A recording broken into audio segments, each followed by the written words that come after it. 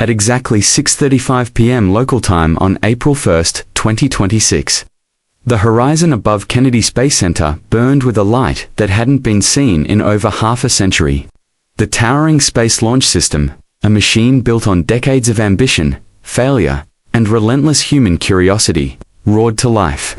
For a brief moment, time itself seemed to pause as if the world collectively held its breath before the engines ignited with a force so immense it shook the Florida coast. Then, slowly at first, and then with unstoppable determination, the rocket lifted off. Inside it sat four human beings, about to become the first crew in 53 years to leave Earth for the Moon under the banner of Artemis program.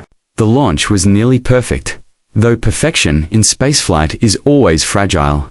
In the final minutes before liftoff, a flicker of uncertainty rippled through mission control. Engineers grew concerned over data coming from the flight termination system. The FTSA Silent Guardian built, not for success, but for disaster. It was a system designed with a grim purpose. If the rocket veered off course, it would destroy itself mid-air to protect lives on the ground. For a few tense moments, the readings didn't look right. Conversations became clipped, focused, urgent. But then, clarity emerged: a faulty sensor. The system itself was fine. A collective exhale followed, and the countdown resumed. This small scare was almost symbolic. The Space Launch System had not reached this moment easily. It had stumbled through delays, cost overruns, and technical setbacks that made critics question whether it would ever fly with humans aboard. Earlier in the year, hydrogen leaks had halted progress. Fixes led to new problems: helium leaks forcing engineers to dismantle and rebuild sections of the rocket. It was a machine that seemed to resist completion. And yet, here it was, defying its own troubled history as it climbed into the sky.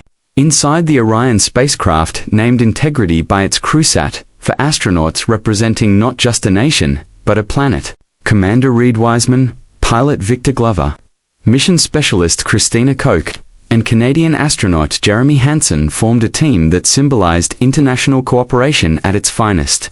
Even the spacecraft itself was a global effort, with its European-built service module quietly powering the journey beneath them. The name Integrity was not chosen lightly. It reflected unity, resilience, and trust in a system that spanned continents. 8.5 minutes after launch, the thunder fell silent. The main engines shut down, and the spacecraft slipped gracefully into orbit. No longer a passenger of Earth, but a traveler between worlds. Weightlessness took hold, and the crew floated for the first time, their journey only just beginning. Yet before committing to the vast emptiness between Earth and Moon, they paused. Systems were checked, data reviewed, every component scrutinized. This was only the second Orion flight ever, and the first with humans aboard. Not everything went according to plan. Space, as always, reminded them who was in charge. The newly upgraded onboard toilet, a symbol of modern comfort, compared to the crude solutions of the Apollo era. A failed suction system rendered part of it useless, forcing astronauts to rely on backup methods that felt far less advanced than the technology surrounding them. At the same time, an issue with onboard email systems ironically tied to familiar software frustrations left the crew temporarily locked out of their own communications. It was a strange mix of the extraordinary and the mundane, humanity's greatest technological achievement, interrupted by something as relatable as login problems. By April 2nd, the decision was made. All systems were deemed ready. The engines fired again in a maneuver known as translunar injection, pushing Integrity beyond Earth's gravitational embrace and onto a path toward the Moon. This trajectory, called a free return path, was elegantly simple and profoundly clever. It required no complex steering. Gravity itself would guide the spacecraft around the Moon and back home, like a cosmic slingshot. As Earth began to shrink behind them, the crew turned their cameras homeward. What they captured was more than an image, it was perspective. A photograph later named Hello World revealed the entire Earth in a single frame, illuminated not just by the sun, but by faint reflected light from the Moon itself. It was a reminder of how small and how unified our world truly is. Days passed in quiet motion. Experiments were conducted, systems monitored, and anticipation built. Then, at a distance farther than any human had ever traveled over, 252,000 miles from Earth, the moon filled their windows, not as a distant object in the sky, but as a world vast, detailed, alive with texture. Unlike the Apollo astronauts, who orbited close to the surface, the Artemis crews saw the moon whole. It hung before them like a massive sphere, its craters and ridges stretching endlessly. During their approach, something unexpected happened. The crew identified two previously unknown craters, fresh scars on an ancient surface. One was proposed to be named after the mission itself, Integrity. The other carried a far deeper meaning. Commander Wiseman suggested naming it after his late wife. Carol, a personal tribute etched into the surface of another world. In that moment, space exploration became something more than science. It became human. Crossing from the near side of the moon to the far side was like entering a different universe. The familiar face of the moon vanished, replaced by a rugged, heavily cratered landscape unlike anything seen from Earth.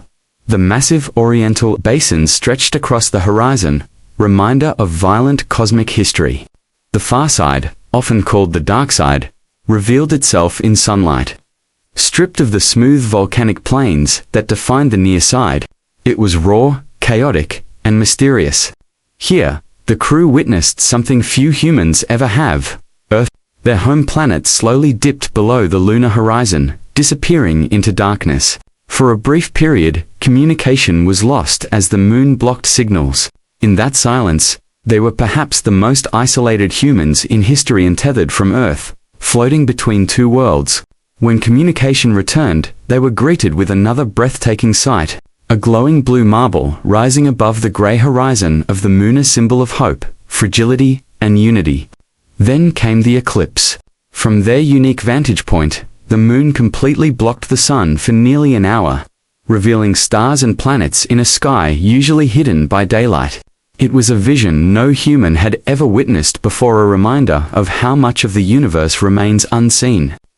The journey home began quietly, but it carried the greatest danger of all. Re-entry into Earth's atmosphere is a precise and unforgiving process. The spacecraft had to strike the atmosphere at exactly the right angle. Too shallow, and it would skip back into space. Too steep, and it would burn up. As Integrity descended, temperatures outside soared to thousands of degrees, forming a plasma sheath that cut off all communication. For 6 long minutes, the world waited in silence. Then, a signal returned. The crew was safe. Parachutes deployed. The capsule slowed, and at 5:07 p.m. off the coast of San Diego, Integrity splashed into the Pacific Ocean. Completing a journey of over 695,000 miles, recovery teams moved in, and one by one, the astronauts emerged changed, not just physically, but fundamentally. This mission was not just a return to the moon. It was the beginning of something far greater, a new era, a new race not between nations, but toward a shared future among the stars.